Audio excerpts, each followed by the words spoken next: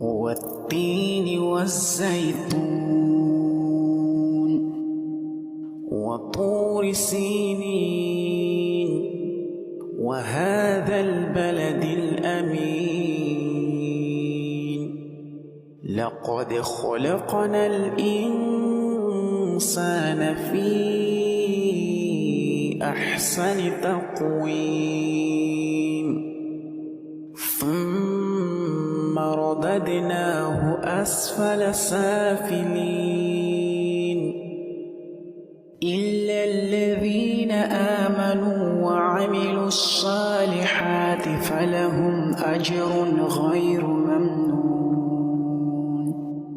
فما يكذبك بعد بالدين